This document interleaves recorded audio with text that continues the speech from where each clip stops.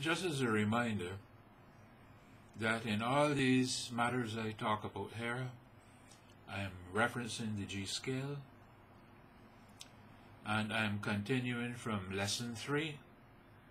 Of course, because you may start your improvisation on a note of the scale other than the root note of the scale, it does not mean that you have to use a modal scale that we talked about in the last lesson.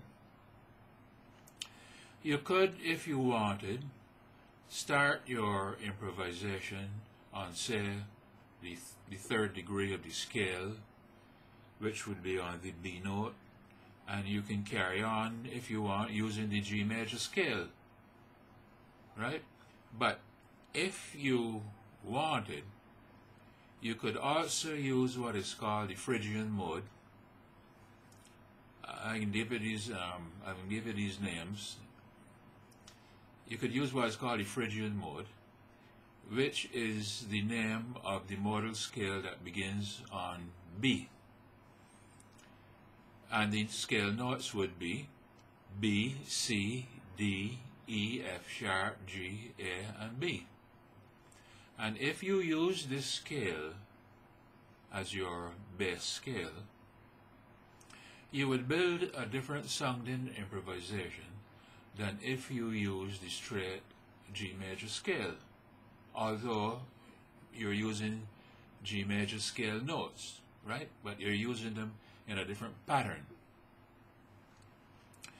Well, the G major scale, by the way, is also called the Ionian mode, right? And each of the other 6 notes of the G scale, the Ionian mode actually would be the scale that's built on the first note, see?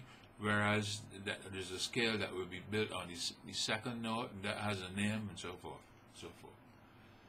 But anyhow, since there are 6 notes in the G scale, you can build a scale, like a scale within a scale is what it would be, starting on any one of these notes, and just carry on. And what would happen is if you use these modal scales, and there would be 6 scales, because other than the G note in the G scale, then there are 6 other notes.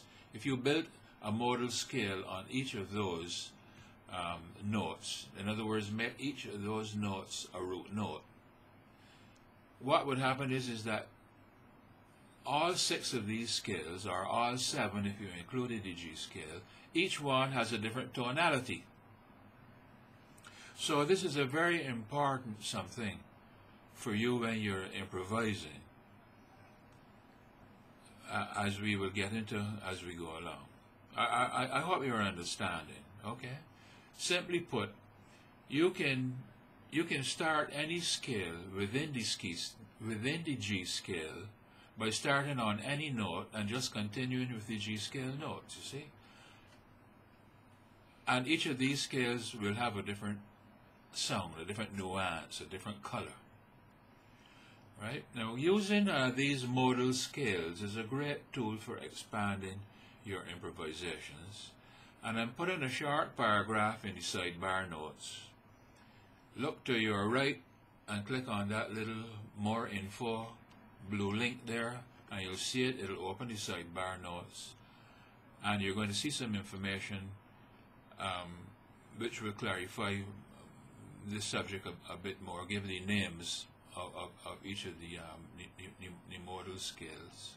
I know you have some questions, and you'll find some answers there. And of course, you can always go to Google and just Google for modes, M-O-D-E-S, or music modes, and you'll find a whole lot of stuff on the internet.